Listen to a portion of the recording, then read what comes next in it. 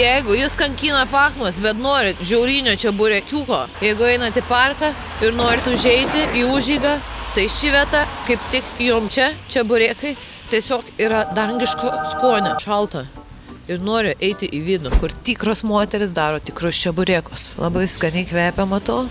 Picos skaniai yra kepamas. Ponas, ateikite čia. Oho, kokia prabanga tviskanti kavinė. Labai gražu, labai šilta ir geras muzonas. Ir pasižiūrėkite Vilniaus žmonės, kokios kainos. Kepta šoninė nuo 3,50 iki 5,50.